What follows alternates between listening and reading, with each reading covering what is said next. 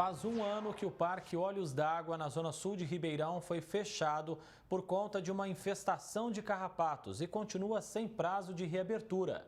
A Prefeitura diz que a retomada depende do Estado via SUSEM e Departamento de Fauna. A placa na entrada do parque, no bairro Olhos d'Água, indica que o local está temporariamente fechado ao público.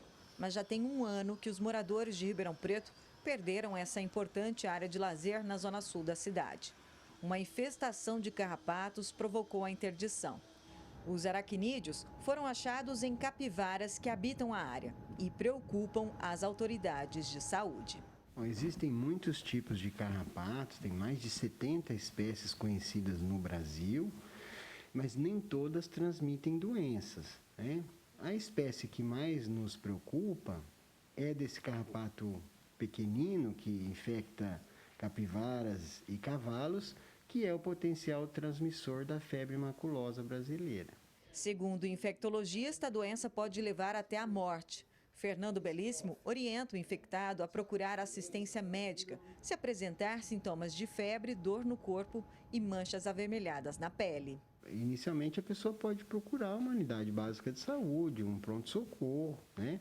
E aí, se necessário, ela vai ser referenciada por um especialista em infectologia. Nos casos mais graves, a febre maculosa pode evoluir com sintomas neurológicos e respiratórios graves e até causar a morte, né?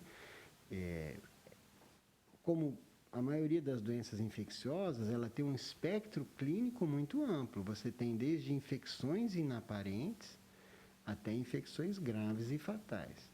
Também por causa da infestação de carrapatos, o Parque Maurílio Biagi ficou fechado por 6 meses. A Prefeitura limpou as áreas contaminadas e instalou defensas de concreto ao redor do córrego para evitar o acesso das capivaras ao espaço. Medidas que, segundo esse biólogo, também podem ser adotadas no Olhos d'Água. Márcio Penha ainda explica que, apesar de se reproduzir uma vez por ano, a fêmea do carrapato coloca de 1.000 a 20.000 ovos por vez. Mas é possível controlar a infestação do parasita. Primeiramente, né, buscar ter uma visão preventiva, que é o quê? Permanentemente a fazer as podas, a fazer o corte dessa gramínea, tentar buscar uma forma de minimizar a circulação da capivara, né? E a adoção mesmo de situações de pesticidas e carrapaticidas para que esse carrapato ele não tenha, na época de proliferação dele, em geral, primavera e verão, né, essa proliferação e a falta do uso do parque, que é um pecado, né? A Prefeitura diz que para ser realizado qualquer tipo de manejo é necessária a aprovação e participação do IBAMA. Ainda segundo a Prefeitura, a competência para avaliar a situação das capivaras que estão confinadas aqui é das Secretarias de Meio Ambiente e de Saúde do Estado, por meio do Departamento de Fauna e da Superintendência de Controle de Endemias, a SUSEM. Por isso, a reabertura do espaço ainda não tem previsão para acontecer. Então, você tirando a circulação de pessoas ali, você só está resolvendo uma parte do efeito, mas não buscando a solução da causa. Ximene Osório para o Jornal da Clube. As secretarias da Saúde, de Infraestrutura e Meio Ambiente disseram que cabe ao Estado a normatização, autorização e orientação das medidas que devem ser adotadas pela administração municipal e que isso já foi feito. Inclusive, o Departamento de Fauna informou que aconselhou a Prefeitura acerca dos procedimentos para a identificação dos carrapatos e sorologia nas capivaras. Ao vivo agora, a Thaisa Pinheiro traz outras informações para a gente. Thaisa.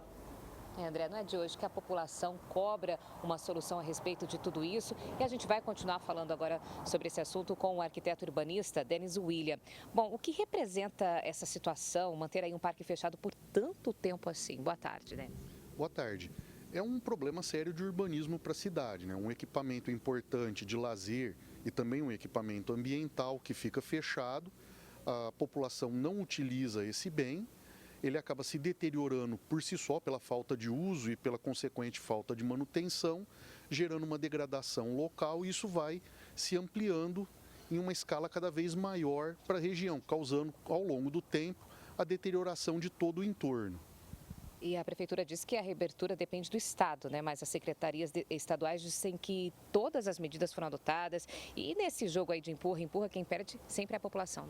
Sim, na verdade é um jogo de empurra, não tem outra palavra para definir. O problema é muito mais grave. Esse problema com os carrapatos vem da proliferação dos bandos de capivara na região. É um animal que está se reproduzindo sem controle, não tem predador natural e a solução passaria, na verdade, por uma regulamentação do IBAMA, uma regulamentação federal para reduzir a população de capivaras, mitigando esse problema.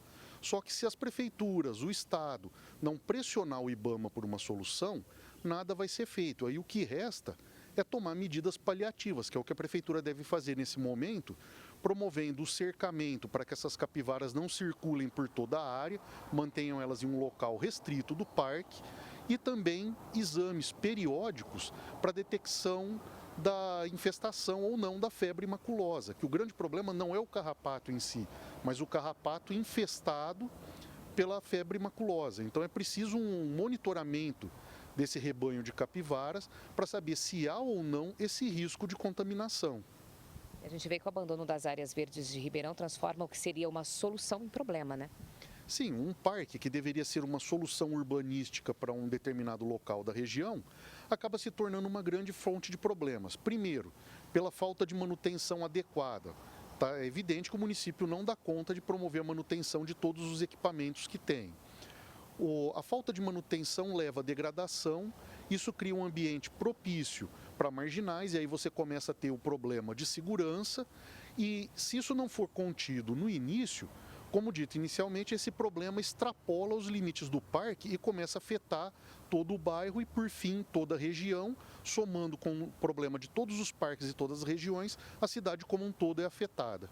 E lembrando que nós não temos só esse caso, temos outras áreas completamente degradadas, como é o caso do Roberto Genaro, o Rubencione, porque a gestão pública não consegue manter esses espaços adequados. Um pouco é falta de planejamento na distribuição desses equipamentos. Nós temos vários locais da cidade que são carentes da instalação de equipamentos como esse, que não o recebem. E outras áreas onde o equipamento não é prioritário, ele acabou sendo implantado por pressões políticas, questões eleitoreiras, enfim. Não foi observado critérios técnicos. E o segundo é o despreparo do poder público para fazer frente aos equipamentos que possui e aos que terá que possuir com a implantação de novos equipamentos decorrente da demanda cada vez maior da cidade.